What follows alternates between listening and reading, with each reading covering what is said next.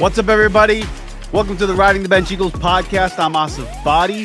This is a clip from the YouTube show, so please do me a favor, hit the like button, subscribe, and give me your thoughts in the comments section below.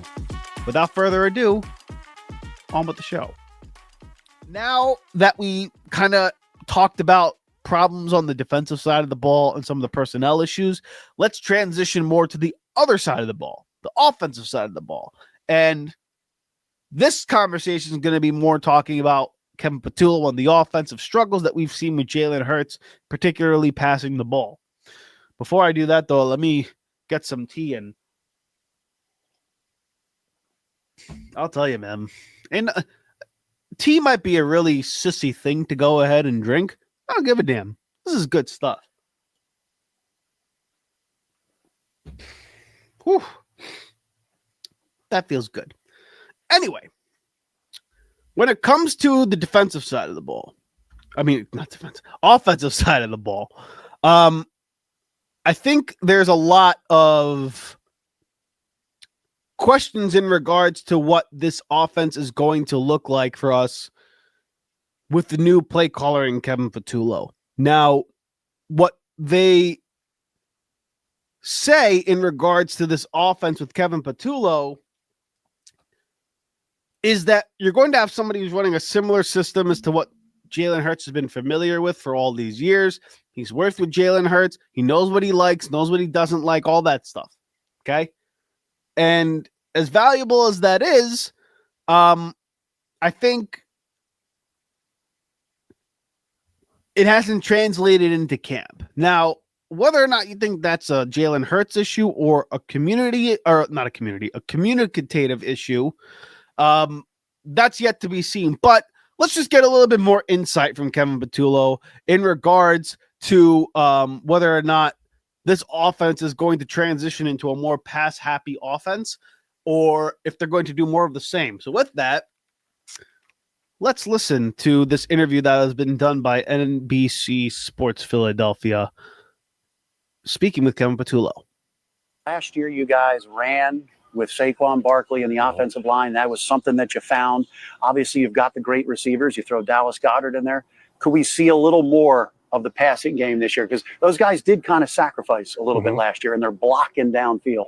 I think it goes back to kind of the message I was sending earlier, was just whatever we have to do each week. If we have to throw it, we'll throw it. If we have to run it, we'll run it.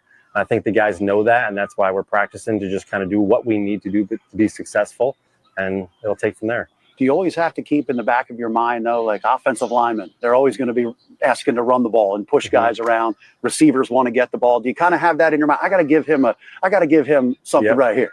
Well, when you've coached multiple positions, where I've coached quarterbacks, receivers, all these different guys, you can feel that at times, but most of the good players understand the magnitude of the game. Like when the run game's rolling, receivers are usually good. When the pass game's going, the receivers in no line understand, like, hey, we're just protecting now. So I think it kind of goes hand in hand. The guys feel the moment of when we need to do something and to step up. I mean, everybody kind of feeds off each other, right? If Saquon's doing well, that means play actions might pop up. Like, so you just kind of feed off each other and go from there. Has it been any adjustment, like actually the mechanics of, like, there's a lot of chaos here at camp, and then actually getting that play call in early enough for the quarterback? Has there been any adjustments like, wow, it is really quick? Not really. I mean, when I was in New York, I called plays into fits. I relayed them in. I had a hand-in-hand in some of the play calling. So it's not really much different for me. And kind of how the operations work over the last couple of years here, I was very involved. So the timing of things is not much different. So it feels very natural. How do you train yourself for those moments where there's so much going on? You may have a player that's not in for a play because he's hurt. And we'll get into more of that transition into being a play caller in just a moment. So, again, it's not a matter of whether or not this offense is going to change. It's taking on the identity of the quarterback. And the identity of Jalen Hurts and this offense and what Sirianni has been preaching the past few years, just doing what it takes to win, keeping the main thing, all that cliche talk that we hear in regards to Philadelphia. It's ball control, run the clock, take care of the football, right? All that stuff. Now, it doesn't necessarily mean that, hey, if we're going to have to throw it, we throw it. If we run it, all that stuff, right? That's fair. We like to hear that. And I'm not necessarily looking for this team to be this high-powered, guns blazing type of offense, although we have the personnel for it. However, I am curious to see what this offense will look like if we sprinkled in a little bit more passing. And in camp, we have seen Jalen Hurts struggle when he's been asked to throw the football a little bit more. Now, again, I don't put too much stock in camp per se in terms of the results of camp. I think what Philadelphia looks at, and I think what fans need to start looking at more, is just exactly how these guys play in camp. Don't look at the fact whether or not this guy scores a touchdown or this guy catches the football or this guy gets the sack. Not necessarily the case. It's more about, are you in the right spot when you need to be in the right spot? Are you making the right read? Are you running the correct route? Are you finding the right hole in the zone? Are you being in the right position as a defender in the zone that you're assigned to? Are you able to adjust? It's those things that I think coaches are looking at more so than the results of a play, because you can be in the wrong spot and make a spectacular one-handed grab, but that doesn't necessarily mean you ran the right route or that the quarterback made the right read. It just means you made a spectacular play. Now, there's nothing wrong with that. And in game, the results are all that matters. But Philadelphia consistently has been talking about process and how they actually go about getting those results on a consistent basis. Because if you have done anything in your life, which I'm sure everybody on the opposite side of this camera and the opposite side of the airwaves have, when you do anything in life, it's not necessarily about the results. The results that you covet are from the process of building up to that result. Do you get what I'm saying? I might have said that in a very poor fashion, but your process, the way you go about your business, yields to the results that you want. Part of pursuing the dream is actually pursuing the dream, right? A Max Kellerman bar from a few years ago, right? What makes the dream special is the pursuit of the dream. What makes the results special is the work that you put in prior to yield those results. And Philadelphia, I think, is working on not necessarily achieving the optimal result, but achieving optimal process in order to get the best result possible. Because at that point, you rely on the talent of A.J. Brown, of Smith, of Goddard, of Barkley, of Hurts, of this offensive line. That's what you do. But what you need to make sure they all do on a consistent basis is be on time, be in the right position, understand the play call, get the play calling incorrectly, making sure the quarterback makes the right reads. If you're not doing those things, you're never going to get the results that you want. And the question that I would have going forward in camp, now again, it's only the first week of training camp here, is Jalen Hurts right now optimizing his process? Maybe he is, maybe he isn't. But right now, the results are showing he's not necessarily making 100% the right reads. He's not necessarily operating the offense to its proficient level that it can be. Maybe Kevin Patullo is not getting the play calls in right. Maybe they're not understanding situations. Whatever the case may be, it's yielding to the offense struggling. And the thing that we have to rely on that's consistent and that's always been there, and just this past camp, we are seeing this run game be elite. And we saw Saquon Barkley was a star in the recent practice that they just had.